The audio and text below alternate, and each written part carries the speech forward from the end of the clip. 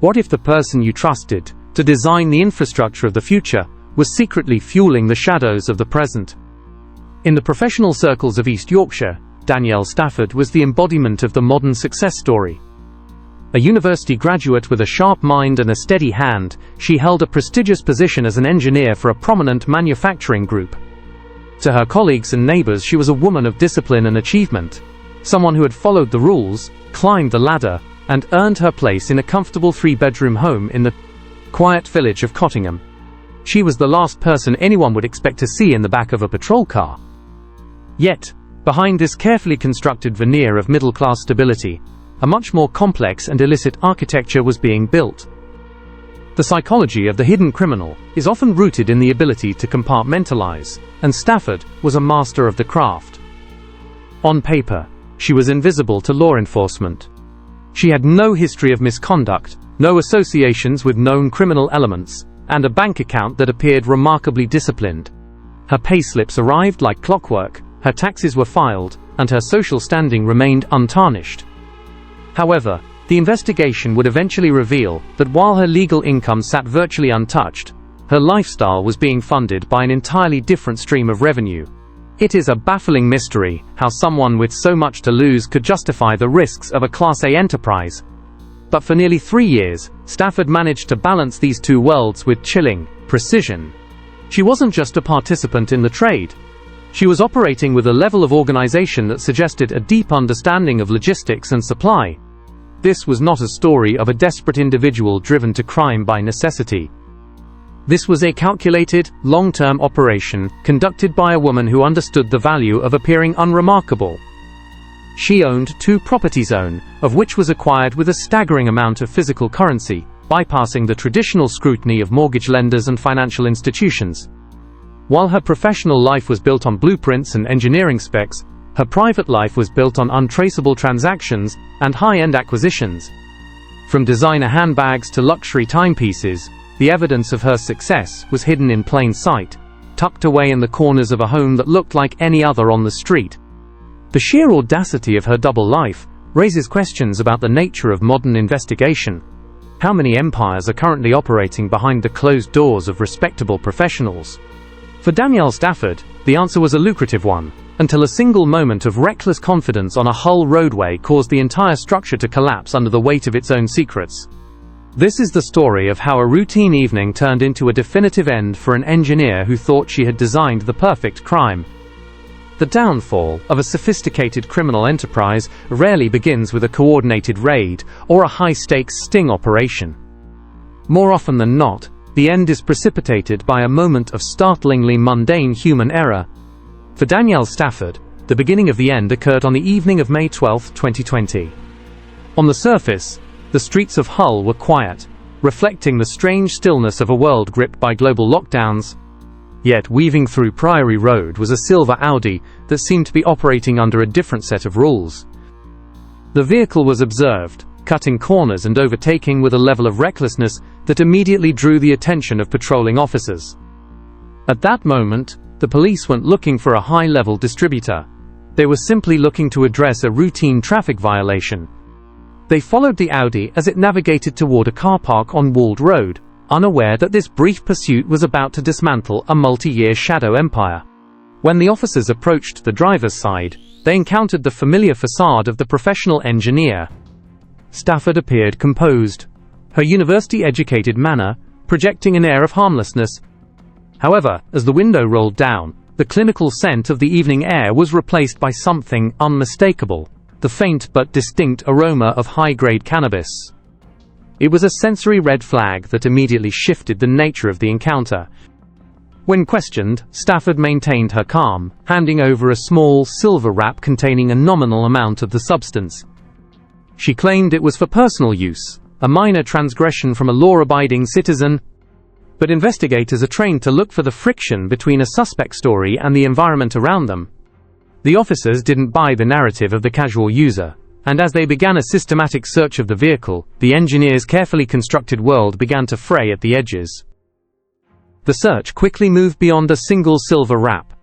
Tucked behind the seats, officers discovered a food bag overflowing with herbal evidence, along with a container covered in telltale residue.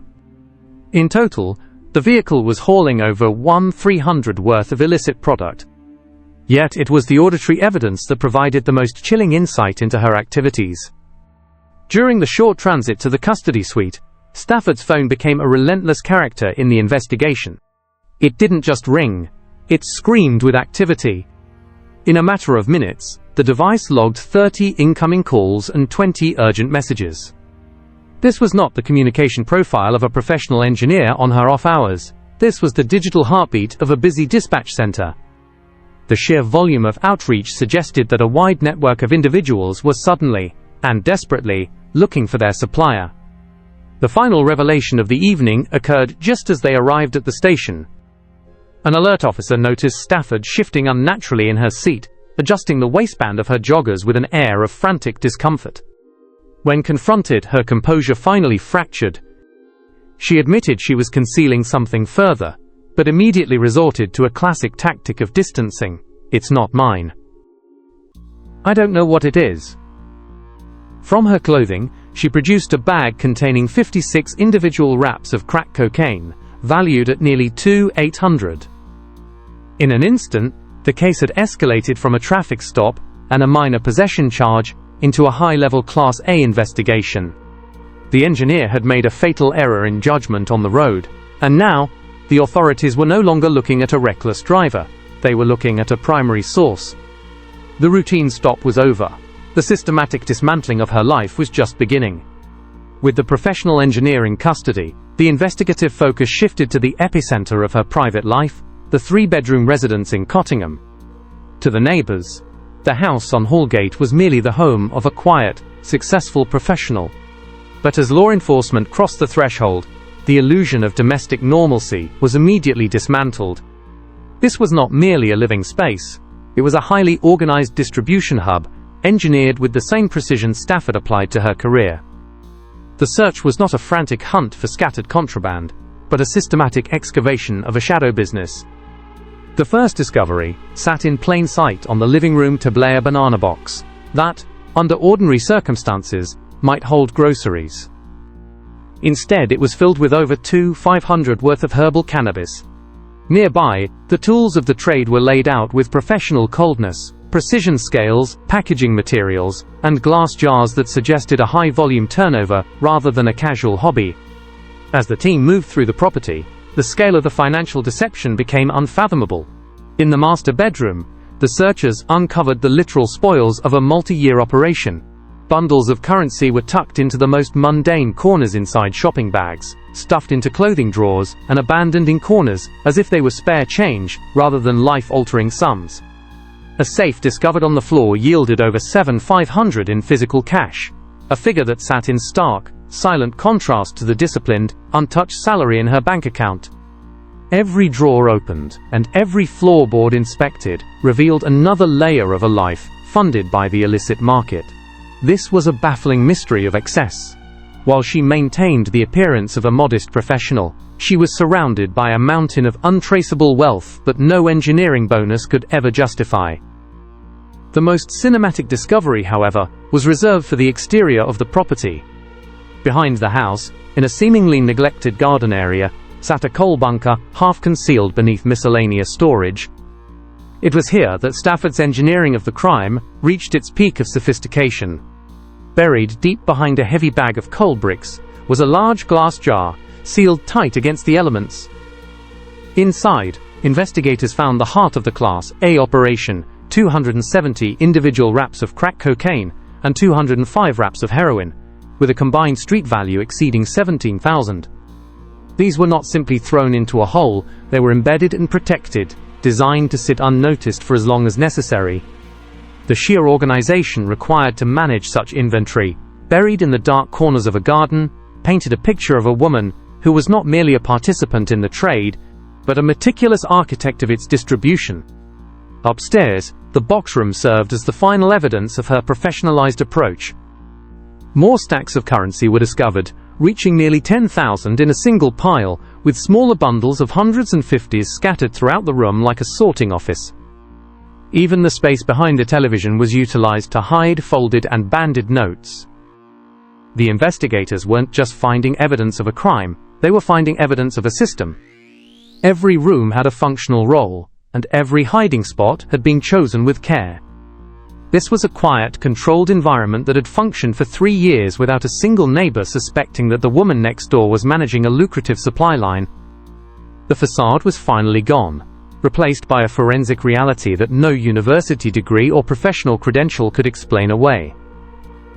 In April 2023, the facade of the professional engineer faced its final structural test within the walls of Hull Crown Court.